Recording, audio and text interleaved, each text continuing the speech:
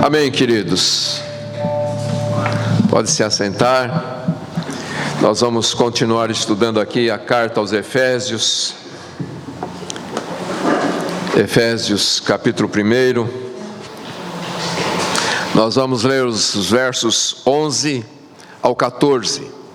Diz assim: Nele também fomos feitos herança, predestinados conforme o propósito daquele que faz todas as coisas, segundo o desígnio da sua vontade, a fim de sermos para o louvor da sua glória, nós, os que antes havíamos esperado em Cristo.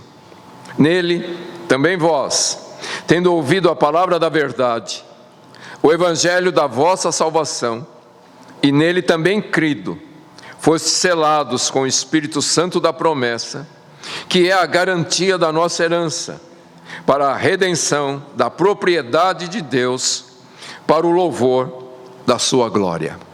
Amém. Vamos orar. Pai querido, em nome do Senhor Jesus Cristo, nós pedimos que o Senhor abra o nosso entendimento e nos dê compreensão da sagrada letra que acabamos de ler. Fala conosco, realiza a tua obra em nossos corações, glorifica a Jesus, pois é em nome de Jesus que nós oramos e te agradecemos por tudo. Amém. Amém, queridos. Vamos imaginar que você vai numa loja, vê um móvel muito bonito, cheio de detalhes, muitos detalhes, e você se apaixona por aquele móvel e você resolve comprar. Aí quando chega na sua casa, são várias caixas com um monte de pedaço de madeira, um monte de parafuso,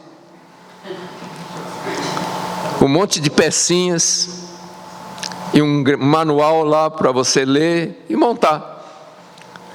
Aí você olha para tudo aquilo e fala: o que eu faço?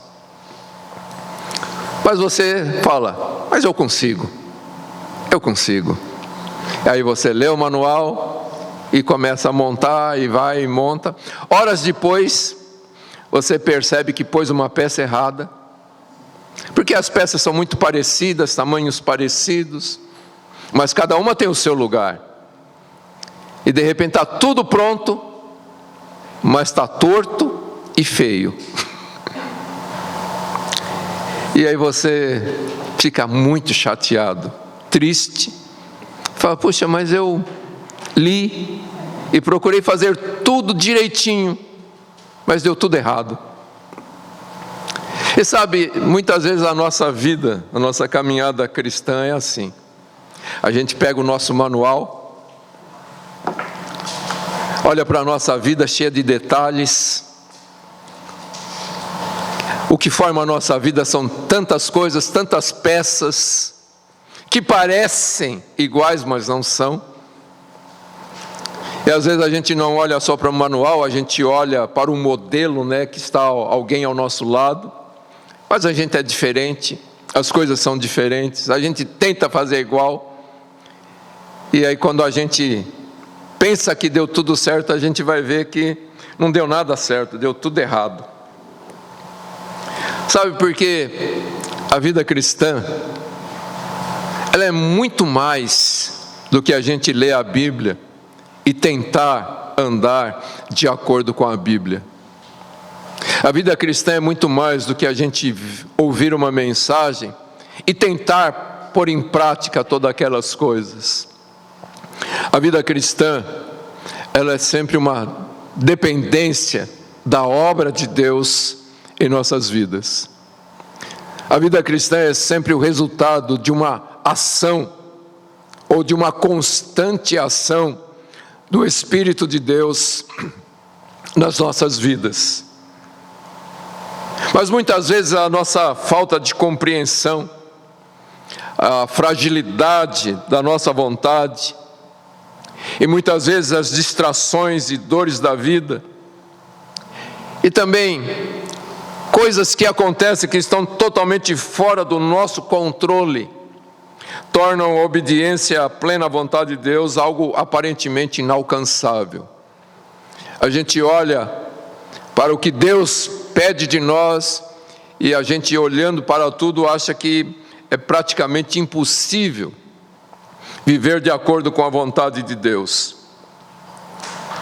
E quando a gente fica decepcionado com a nossa vida, e quem aqui nunca ficou decepcionado consigo mesmo, com o seu cristianismo?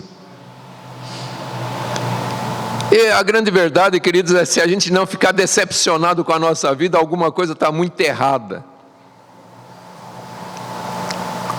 Eu sempre penso nas palavras de Charles Spurgeon, que é uma referência, né, no meio cristão. Muitos livros escritos. Aos 18 anos ele já era pastor de uma catedral lá em Inglaterra. E ele disse: quando eu penso no homem que devo ser para Deus, tenho vergonha deste que sou. E a grande verdade é que se a gente for sincero, a gente olhando para nós mesmos, a gente vai ver que a gente está muito aquém do plano de Deus, do propósito de Deus para as nossas vidas. E quando a gente está nessa, né, olhando e decepcionado conosco mesmo, geralmente a gente fica em dúvida a respeito da nossa salvação. Será que eu sou de fato salvo? Será que Deus ainda está trabalhando na minha vida? Será que Deus realmente me ama? Já que eu não consigo viver de acordo com o plano de Deus, uma vez que eu não consigo praticar as Escrituras Sagradas, será que Deus realmente me ama? Será que Deus tem um plano para mim? Será que Deus tem um propósito na minha vida? E é o nosso texto aqui, queridos, que mostra como nós devemos encarar a vida cristã.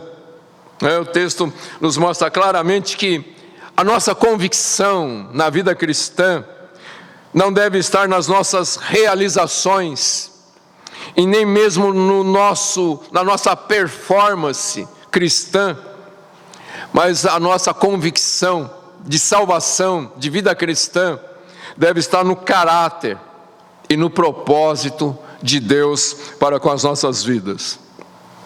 E para fundamentar essa segurança, então o apóstolo Paulo aqui mostra, ele nos leva a tirar os olhos de nós mesmos e olhar para a fidelidade de Deus, que é expressa por meio da obra do Espírito Santo nas nossas vidas. As Escrituras nos mostram que o amor de Deus, a sua graça, a sua fidelidade, tem se estendido por todas as épocas, de geração em geração. E então Paulo vai afirmar aqui, nele, em Cristo, também fomos feitos herança e fomos predestinados. Paulo, na verdade, está ecoando o que ele já havia dito no verso 4, que Deus nos elegeu em Cristo.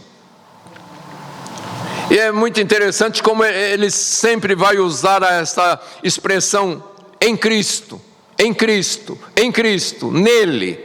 É sempre ele, é sempre nele, E a gente tem que entender que essa união vital que nós devemos ter com o nosso Senhor Jesus Cristo, é através desta união que nós temos recebido uma herança de Deus. E como nós já estudamos, toda sorte de bênçãos espirituais. Como Paulo já disse aqui, nós temos a redenção, nós temos, não é que a gente pode ter, mas é que nós já temos. Nós já fomos redimidos pelo Senhor, nós já fomos perdoados pelo Senhor, Ele já nos deu entendimento, um entendimento espiritual, Ele nos dá sabedoria, Ele nos dá prudência. E o texto diz aqui, o nosso texto de hoje diz, que além de receberam uma herança, nós fomos feitos uma herança. Nós recebemos uma herança de Deus, mas nos tornamos uma herança para Deus. E o termo que Paulo está usando aqui sugere que nós fomos destinados, nós fomos predestinados para sermos essa herança de Deus, e não somente para recebermos uma herança da parte de Deus. E quando Paulo está usando esse termo aqui, herança, Paulo está remetendo para o passado, para o povo de Israel que havia sido escolhido por Deus. E o termo que Deus vai usar lá no Velho Testamento é que o povo de Israel era a sua porção. O povo de Israel era a sua propriedade exclusiva. Uma propriedade que ele escolheu. É como você vai numa loja e você escolhe o que você quer. O vendedor tenta te empurrar outra coisa, mas você fala: não, eu quero isso aqui, eu vim para comprar isso, eu quero isso. E o vendedor: não, mas olha, esse aqui dá, eu quero esse. Por quê? Porque você escolheu. E foi isso que Deus fez. Ele falou: eu quero esse. E alguém fala: mas tem melhor. Eu quero esse. E Deus fala que Ele escolheu aquela nação. E Paulo está usando esse mesmo termo para ressaltar a natureza da graça e da fidelidade de Deus, que começou lá no passado e vai se estendendo de geração em geração. E essas palavras que eram aplicadas exclusivamente para a nação de Israel, onde Deus revelava o seu gracioso coração, onde Deus revelava os seus planos e até mesmo a razão por que ele deveria ser adorado, porque ele devia ser louvado. Paulo agora está usando esse termo para dizer que a igreja é a herança e propriedade de Deus. Paulo está usando esse termo agora para as pessoas de todo o mundo, não mais só da nação de Israel, mas de todas as nações. E o denominador comum é pessoas que estão em Cristo. E isso, queridos, quando a gente pensa que nós fomos escolhidos, fomos eleitos por Deus para sermos filhos adotivos, que Deus tem uma herança para nós, mas que também nós somos a herança de Deus, nós somos a propriedade de Deus. Isto é um incentivo para nós que somos imperfeitos, termos a convicção que naquele último dia nós estaremos junto do Senhor. Paulo está mostrando aqui que o fato de nós estarmos em Cristo tem como origem a escolha do amor soberano de Deus. Deus, lá na eternidade, olhando através da morte e ressurreição do seu Filho Jesus Cristo, olhando pessoas cobertas pelo precioso sangue do seu Filho que purifica de todo pecado, escolheu essas pessoas. E não há mérito humano nenhum em todas essas coisas. O fato de nós nos tornarmos povo de Deus ou propriedade de Deus não é obra do acaso, não é escolha nossa, mas o texto diz claramente que é pela vontade soberana de Deus, por aquilo que Deus se agradou em fazer. Trata-se totalmente de um dom gratuito do amor de Deus. Não é algo que nós merecemos, não é algo que nós conquistamos. É muito engraçado a gente ouvir pessoas dizendo: vamos conquistar o coração de Deus. Ninguém consegue conquistar o coração de Deus, foi o coração de Deus que nos conquistou. Ninguém escolhe a Deus, é o próprio Deus que nos escolhe. E assim como foi com Israel, queridos, nós somos escolhidos não por causa da nossa justiça, não por causa da nossa santidade, não porque somos melhores, mas somente por causa da bondade de Deus.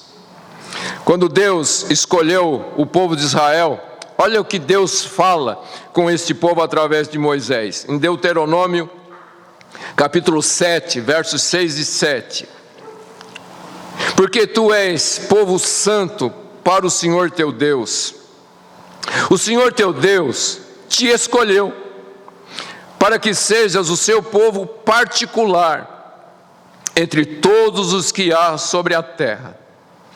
Agora, olha que interessante, a continuação do texto. O Senhor não se agradou de vós, nem vos escolheu, porque fostes mais numerosos do que todos os outros povos, pois eres menos numerosos do que qualquer outro povo. E olha o que ele acrescenta no capítulo 9 de Deuteronômio, versos 5 ao 7. Não é por causa da tua justiça, nem da retidão do teu coração, que entras na terra delas para possuí-la. Portanto, fica sabendo que não é por causa da tua justiça que o Senhor teu Deus te dá a boa terra para delas tomares posses, pois tu és um povo muito obstinado. Lembra-te e não te esqueça de como provocastes a ira do Senhor teu Deus no deserto, desde o dia em que saíste da terra do Egito, até que chegastes a este lugar, foste rebelde contra o Senhor.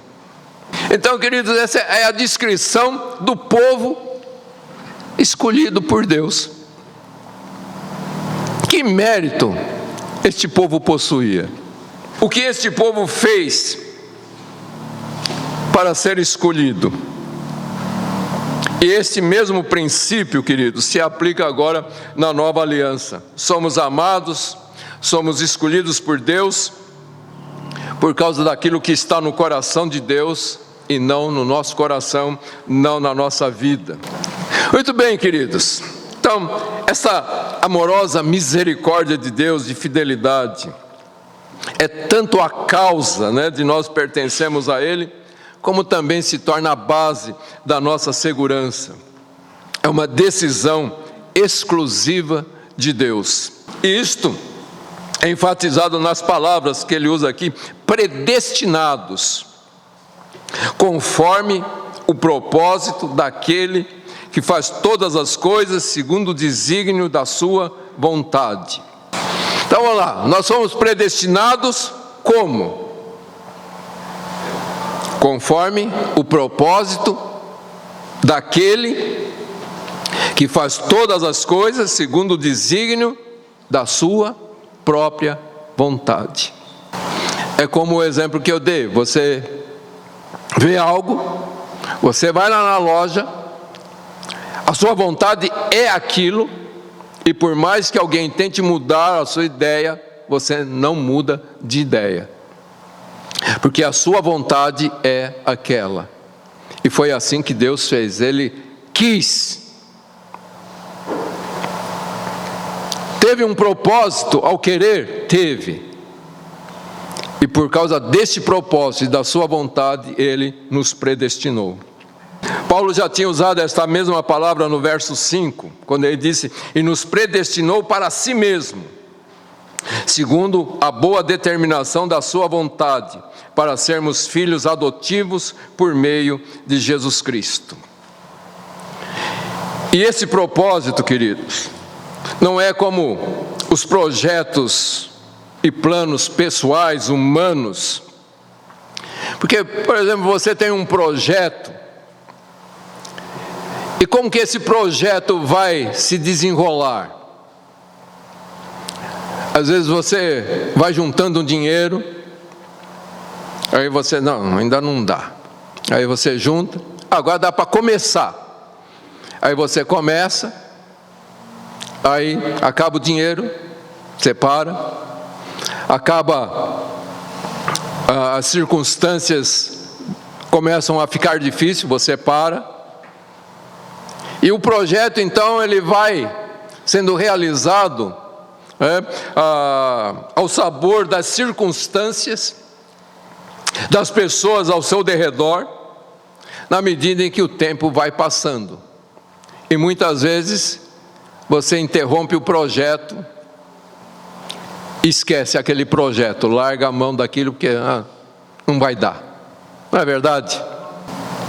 Mas o projeto de Deus, esse propósito de Deus, é o projeto de um Deus soberano, é o projeto de um Deus pessoal, um Deus que está ativo neste mundo, operando a sua própria vontade, com toda a sua sabedoria, poder e graça.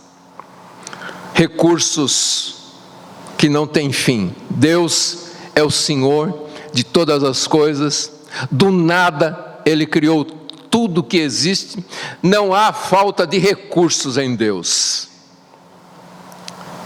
E então, esse Deus está totalmente ativo. Deus está em uma ação constante, impulsionando todas as coisas para realizar o seu plano determinado. Paulo tinha dito no verso 10 que o plano de Deus é fazer convergir em Cristo todas as coisas, tanto as que estão no céu como as que estão na terra. Então veja, o plano de Deus é colocar tudo sob o domínio de nosso Senhor e Salvador Jesus Cristo. E é exatamente isso que o Pai está fazendo agora. E o agora, queridos, não é um agora, é um agora de sempre. Em todo o tempo, sem parar um segundo sequer, o poder de Deus está se manifestando para colocar tudo debaixo do domínio de nosso Senhor Jesus Cristo, fazendo com que todas as coisas, fazendo com que tudo coopere conjuntamente para este propósito. E às vezes isso, a nossa mente humana não tem a capacidade de entender, é algo tão profundo. E é por isso, queridos, que a gente pode ter certeza que apesar de todas as lutas, dificuldades que nós enfrentamos, que apesar de todas as nossas fraquezas, Deus nos escolheu e nos inseriu neste plano glorioso.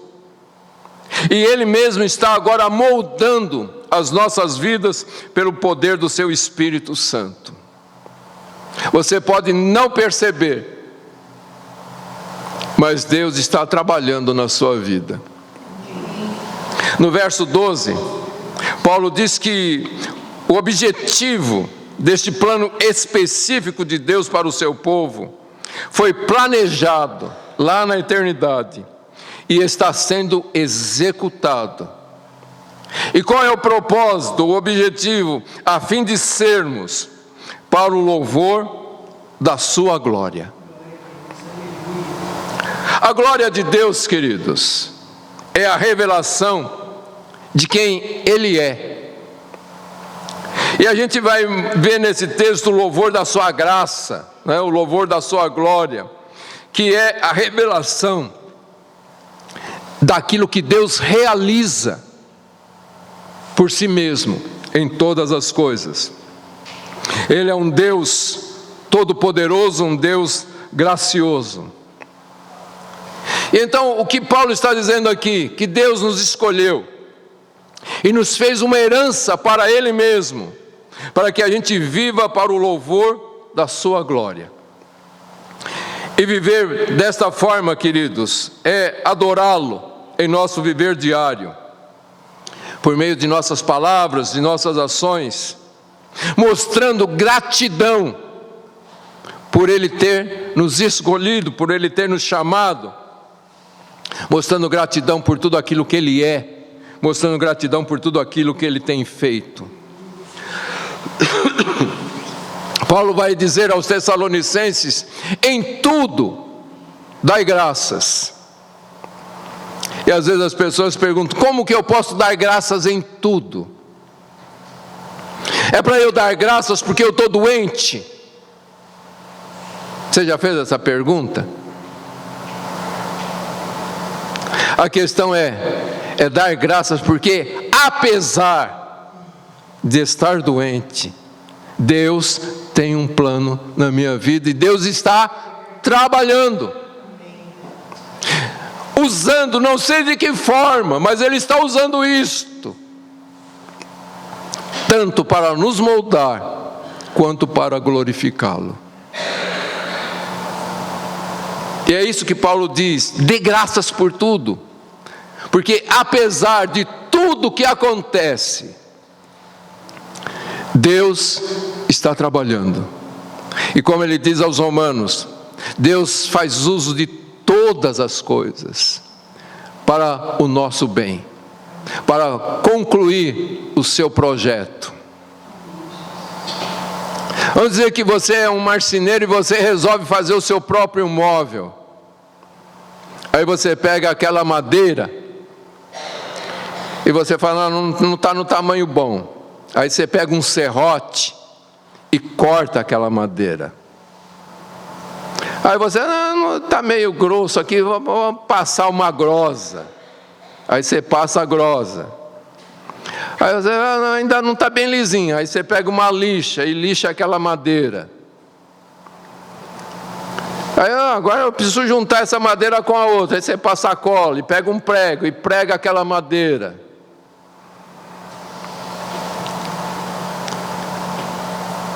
Pensa bem, se essa madeira sentisse alguma coisa, qual seria a reação dela? Ia soltar um monte de ai. Mas depois que o móvel está pronto e está bonito, é só elogio. E é colocado em destaque, para todo mundo ver. E você, orgulhoso, fala: olha o que eu fiz. Nós somos propriedades de Deus. E Deus nos pega e a coisa não está muito boa. Nunca está. E aí Ele tem que pegar o serrote e ajustar. Tem que pegar a grosa e passar ali, e pegar a lixa, e pegar o prego, e pegar o martelo, e vai ajeitando aqui, ajeitando de lá. E no fim Ele vai dizer: olha o que eu fiz. Olha a minha herança. Só que isso só vai acontecer lá no céu. Quando Deus chamar a multidão dos anjos e falar: olha o que eu fiz. E o que Deus vai mostrar? Você. E você será para o louvor da glória de Deus. Então, queridos, Deus usa todos os meios disponíveis para fazer com que as pessoas sejam para o seu louvor. E Ele então usa essas pessoas para que outras pessoas vejam e também desejem estar com Ele. Quando Paulo diz aqui: nós os que antes havíamos esperado em Cristo. Agora, esse nós aqui se refere aos judeus, né? Que, como Paulo, esperavam a vinda do Messias. E foram os primeiros a reconhecer Jesus como o Messias, como o Cristo prometido. E eles então se tornaram as primícias do povo da nova aliança. E por meio deles, e Jesus havia dito isto, que a salvação vinha por meio dos judeus. E por meio deste povo Deus iniciou o cumprimento da sua promessa de alcançar e abençoar todas as famílias de toda a terra. E foi justamente com este propósito que Deus escolheu Abraão e operou o seu desígnio na história de Israel, para que eles manifestassem ao mundo a sua glória, o seu caráter e a natureza que ele havia revelado de si mesmo. Em Isaías 43, verso 21, Deus diz sobre este povo: povo que formei para mim, para que proclamasse o meu louvor. Então essa foi a vontade de Deus para Israel nos dias do Antigo Testamento. E hoje, queridos, é o propósito para a sua igreja nos dias de hoje. Veja, Deus pega um povo e trabalha com este povo durante séculos. E Paulo vai dizer que na plenitude dos tempos, Deus envia o seu Filho nascido de mulher. E com este povo então Deus dá o start, da sua igreja. Quando Pedro se levanta no dia de Pentecostes e prega aquela mensagem, e 3.000 pessoas se rendem a Jesus. Pedro vai para a oração, encontra aquele homem coxo, e ali ele prega mais uma vez, e o número sobe para mais de 5.000. Então começa o povo da nova aliança. E começa onde? Com os judeus, aqueles que primeiramente esperavam em Cristo. Mas aí este povo se espalha por todo o mundo pela providência de Deus. E qual foi a providência de Deus para espalhar esse povo? Perseguição. Veio uma terrível perseguição sobre a igreja. E a igreja então se espalha por toda a terra. E vai pregando, agora não somente para judeus, mas também para os gentios. E esses gentios, que desde a eternidade já faziam parte do propósito daquele que faz todas as coisas segundo o desígnio da sua vontade, agora são incluídos neste grande projeto de Deus. Lembra o que Deus tinha dito sobre Israel? Povo que formei para mim, para que proclamasse o meu louvor. Agora olha o que Deus fala através de Pedro. E Pedro está escrevendo para os cristãos de todas as regiões, não para judeus. E ele diz: mas vós, 1 Pedro 2, versos 9 e 10, mas vós sois geração eleita, sacerdócio real, nação santa, povo de propriedade exclusiva de Deus, para que anuncieis as grandezas daquele que vos chamou das trevas para a sua maravilhosa luz. Antigamente não eres povo, agora sois povo de Deus. Não tinhas recebido misericórdia, agora recebestes misericórdia. O que Deus está dizendo através de Pedro: olha, aquilo que era para Israel, que era o povo, agora vocês que não eram povo, agora vocês são. Por quê? Porque lá na eternidade, Deus escolheu esses gentios, que somos nós. Então o resultado desse projeto de Deus só pode ser, queridos, louvor. Só pode ser adoração. Adoração a esse Deus soberano, esse Deus amoroso que planejou e executou uma perfeita salvação. Por causa da sua misericórdia, por causa da sua graça. E para alcançar este povo, ele enviou seu Filho e o sacrificou na cruz do Calvário, para dar a este povo que não era povo, é este povo que não tinha recebido ainda a misericórdia, é este povo que nunca teve uma esperança. Deus alcança este povo para dar uma viva e real esperança. E a seguir, Paulo então vai tornar claro que o próprio Deus garante o contínuo cuidado e salvação. E ele faz isso por causa da sua misericórdia, por causa da sua fidelidade à sua promessa. E não por causa da fidelidade deste povo. Porque nós sabemos como somos, muitas vezes infiéis. E Paulo vai dizer: ainda que fomos infiéis, Ele permanece fiel, porque ele não pode negar aquilo que ele é.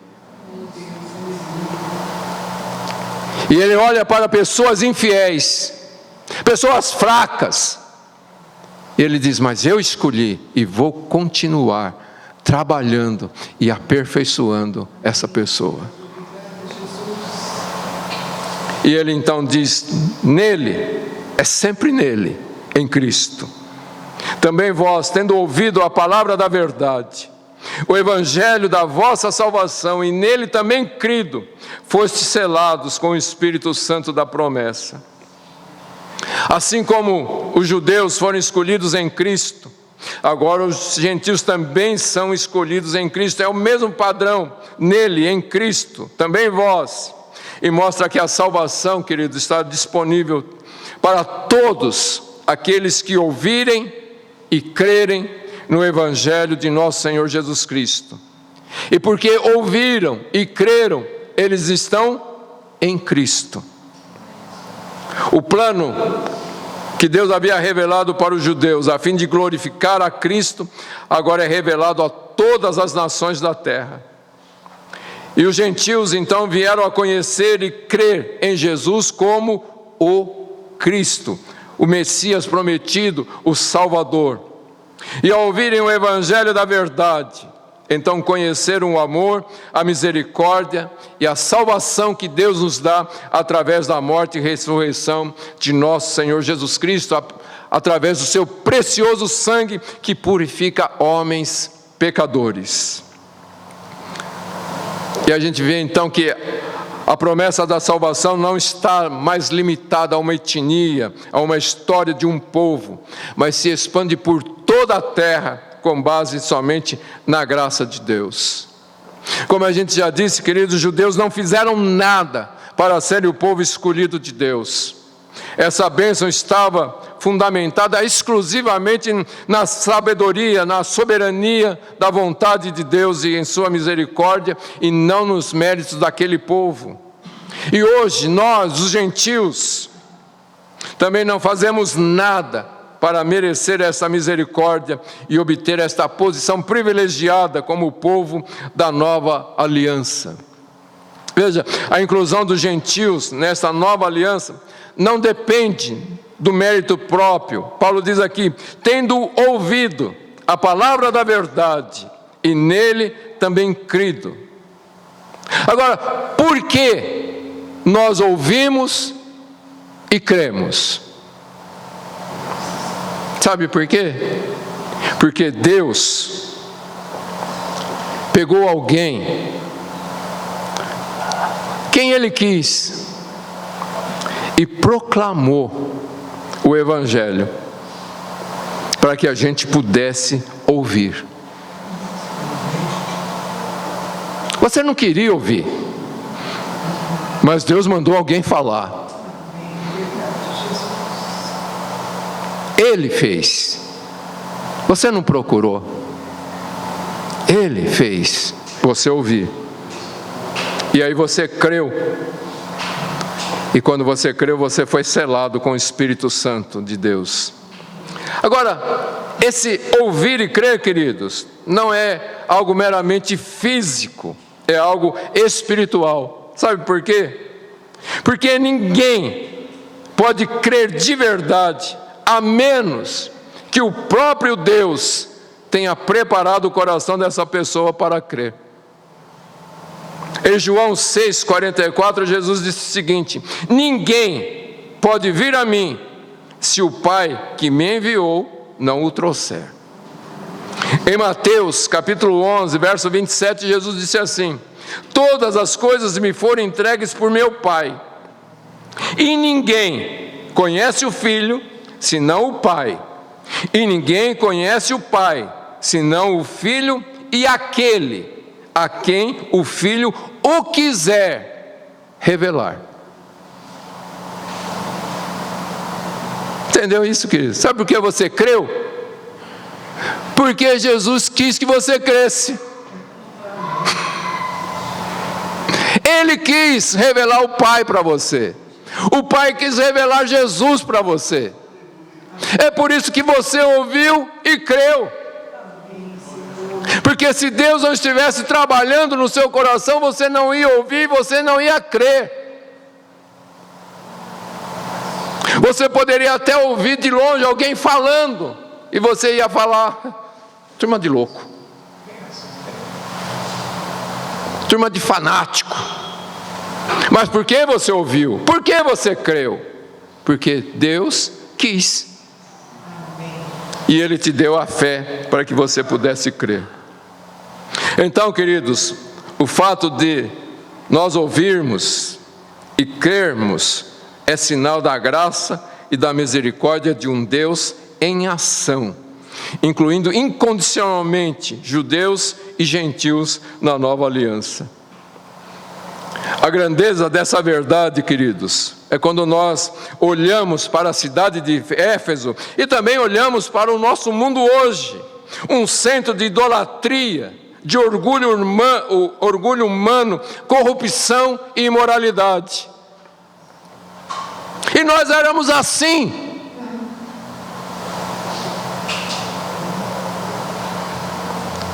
E o fato de Deus chamar pessoas assim, de lugares assim, e Ele diz: são meus, são propriedade minha, é uma evidência clara que a graça não se baseia na performance humana, mas somente na misericórdia e na fidelidade divina.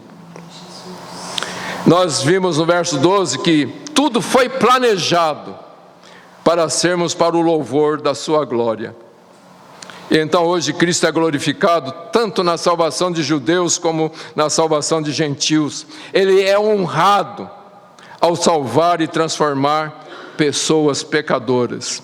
Seu amor, sua misericórdia e poder são exaltados em cada vida que é resgatada. Quando a gente compreender de fato o que Paulo está dizendo aqui, queridos, nós seremos levados a colocar nossas vidas inteiramente a serviço de Deus e a serviço do Evangelho. Nós vamos desejar ser participantes ativos desta glória de Deus e não apenas espectadores da sua soberania. Porque muitos dizem: na sua soberania Deus vai salvar quem Ele quiser, então não precisa fazer nada. Precisa. Porque a gente ouviu, a gente era predestinado a ouvir, mas a gente ouviu porque alguém pregou. É o que Paulo diz em Romanos capítulo 10, versos 13 e 14.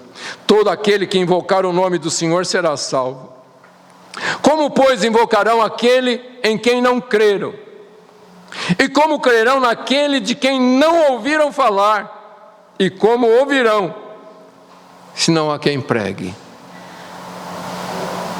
Deus, na sua soberania, salva quem Ele quiser? Sim. Mas Ele usa a igreja para proclamar o Evangelho, para que Ele possa, então, pela sua palavra, gerar fé nos corações, para que as pessoas creem. Então, queridos, se a gente realmente confia na soberania de Deus, isso não nos deixa passivos, pelo contrário, nos leva a um zelo fervoroso. E a maior alegria de um cristão, de um verdadeiro cristão, é fazer parte deste plano glorioso de salvação, da glória de Deus se expandindo por toda a terra.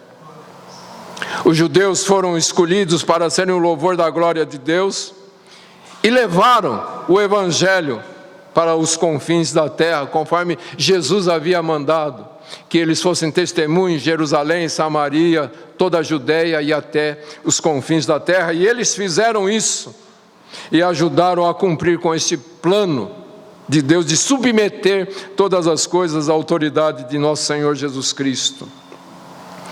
E com este mesmo propósito, Deus chama a igreja para participar da expansão da sua glória, para que a sua misericórdia seja conhecida. E quando, queridos, a gente entende a profundidade da graça de Deus, Então a gente quer que essa graça se espalhe e alcance as pessoas, sabendo que Deus usa os seus filhos adotivos para espalhar a mensagem do Evangelho. Assim como Deus usou os judeus, apesar de todas as suas fraquezas, como a gente viu lá em Deuteronômio, a gente percebe que a fraqueza humana, as falhas que nós cometemos, não compromete o desígnio de Deus. Ele vai cumprir todos os seus propósitos. E a gente precisa ter essa certeza, queridos, que Deus continua usando aqueles que estão conscientes da sua vocação, que desejam viver para a glória do seu Filho, na certeza que Deus vai fazer o seu plano dar certo. Agora, essa visão bíblica do propósito de Deus de submeter todas as coisas à autoridade de Cristo, nos coloca em conflito com o mundo e conosco mesmo. Em primeiro lugar, nos coloca em conflito com o mundo secular, porque para nós, tudo faz parte do projeto de Deus, nada é obra do acaso. E para o mundo, tudo é obra do acaso. Mas a gente vai bater o pé firme. Deus está trabalhando em todas as coisas, porque Ele tem um plano. Nada escapa do controle soberano de Deus. Mas isso nos coloca também em conflito com o nosso mundo pessoal. Como que a gente enxerga que as nossas lutas, as nossas dificuldades, os nossos medos cooperam para o plano de Deus e para o nosso próprio benefício. Às vezes dá um nó na cabeça, não é? Quantas vezes você diz, eu não entendo como isso que está acontecendo comigo pode glorificar a Deus.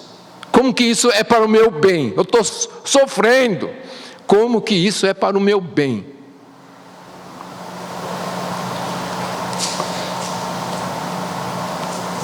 Mas a gente tem que entender, queridos, que Deus usa todos os meios. Amém?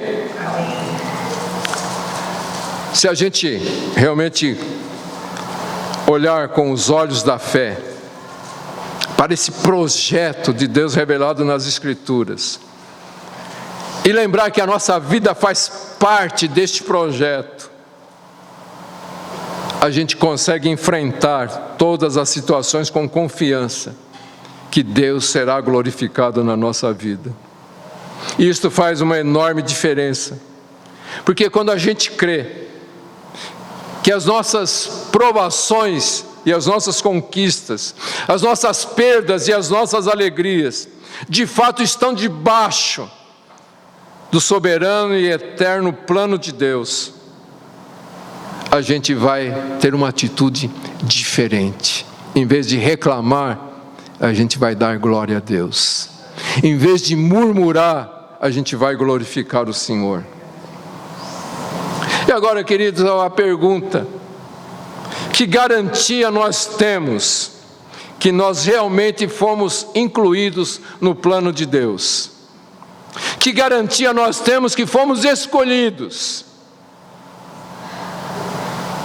Quem pode garantir que você é um escolhido? Essa é a pergunta que o mundo faz, né? Paulo vai dizer que a garantia é que vocês foram selados com o Espírito Santo da promessa, que é a garantia da nossa herança para a redenção da propriedade de Deus para o louvor da sua glória. Você vê que ele coloca as duas coisas aqui? A garantia da nossa herança e a garantia da herança de Deus. O selo do Espírito, queridos, é a garantia que nós pertencemos a Deus, que nós somos a herança de Deus e que temos uma herança no reino eterno. A imagem do selo aqui, que Paulo usa, naquela época, era um pedaço de cera, né, que eles esquentavam, colocavam sobre a carta, e aí a pessoa que tinha autoridade tinha um anel, e com aquele anel ele pressionava essa cera. E esse selo, então, era a garantia que tudo aquilo que estava escrito naquele documento era verdade e ia acontecer, tudo aquilo ia ser cumprido, toda a promessa feita seria realizada. E o texto nos diz que o próprio Deus nos selou com o seu Espírito Santo. E o que é esse selo do Espírito na nossa vida? É a nossa experiência do dia a dia com o Espírito Santo. É essa ação do Espírito Santo que comprova que nós cremos e fomos salvos. E o Espírito Santo então nos dá essa segurança interior de que nós somos filhos de Deus. É o que Paulo diz em Romanos 8, versos 16 e 17. O próprio Espírito dá testemunho ao nosso espírito que somos filhos de Deus. Se somos filhos, também somos herdeiros, herdeiros de Deus e co-herdeiros de Cristo. Se é certo que sofremos com Ele, para que também com Ele sejamos glorificados. Sofrimento faz parte. Amém, queridos? E como que a gente sabe que a gente foi selado com o Espírito Santo?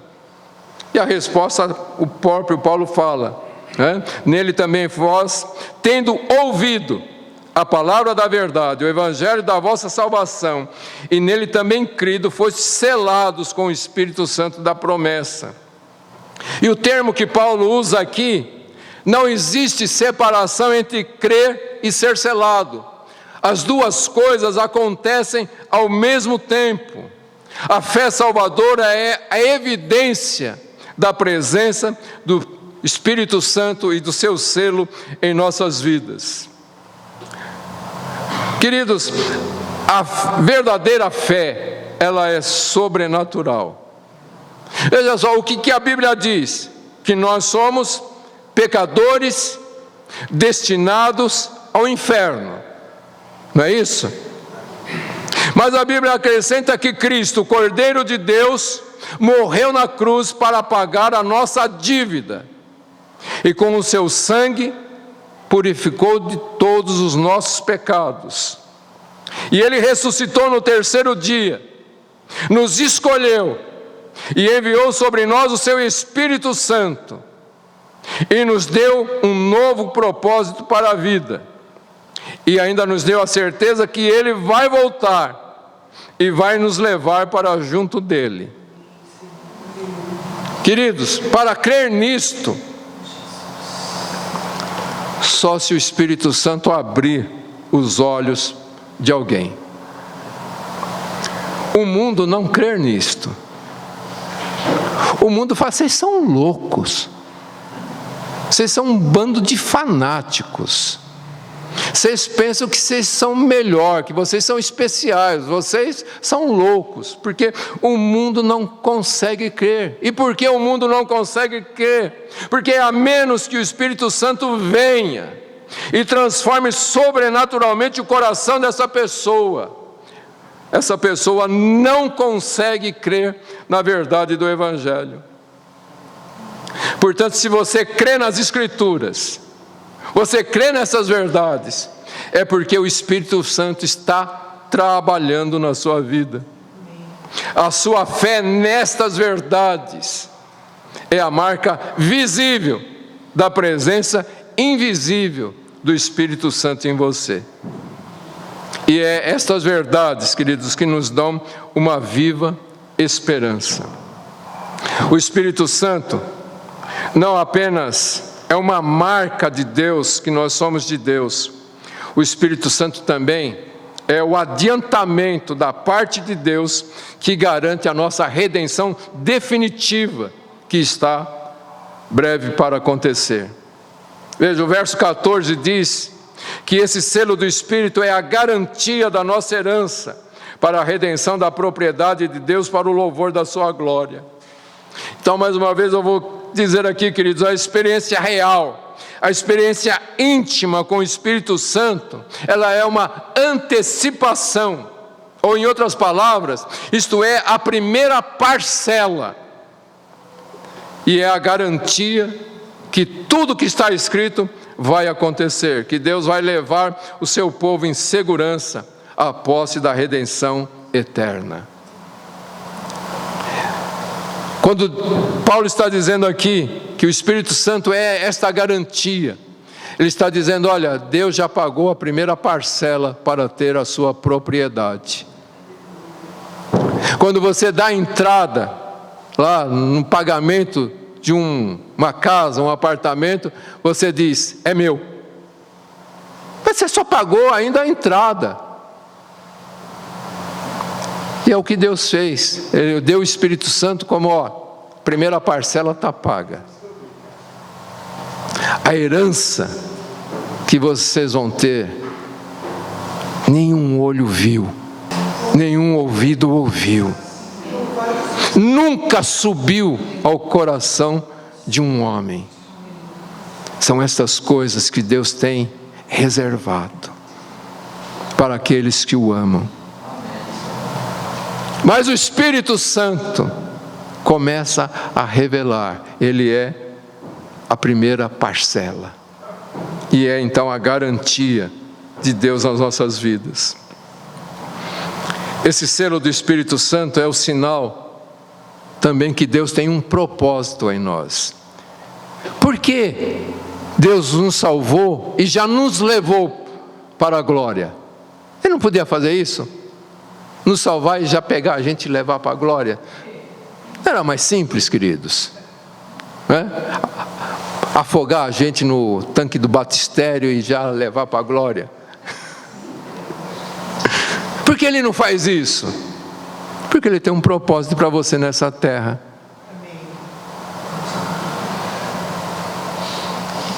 Quando a gente olha para o universo, a gente sabe que nada no universo é aleatório, nada foi feito aleatoriamente, e a condução de Deus neste universo, nada é aleatório.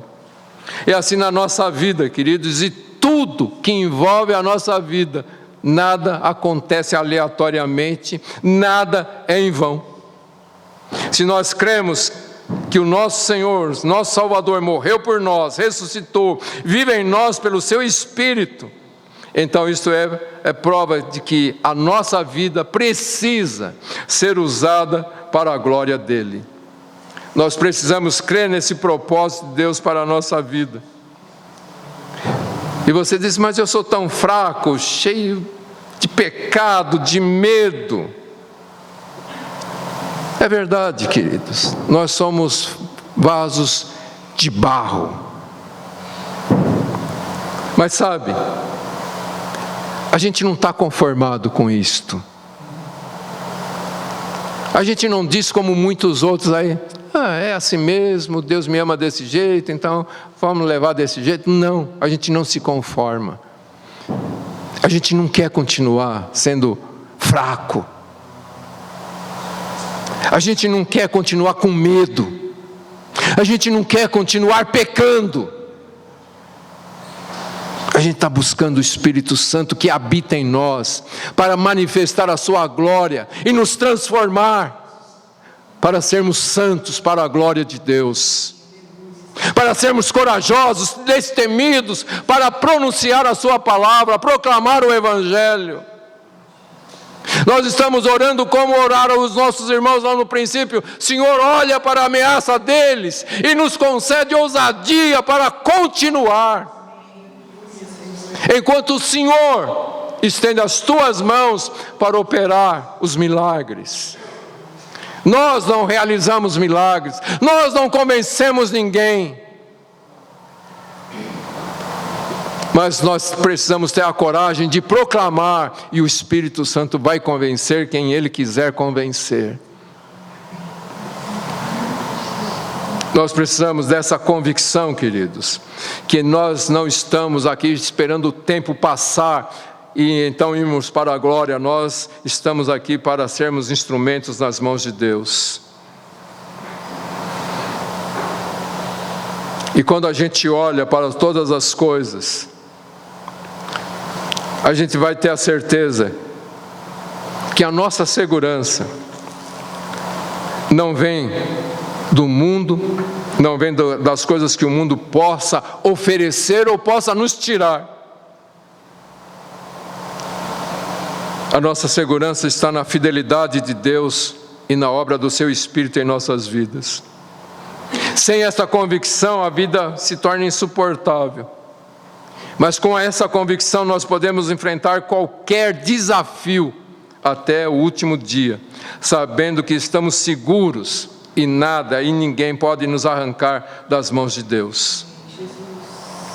Só a fé pode afirmar que a esperança não é em vão. Essa fé vê todas as coisas na perspectiva de Deus.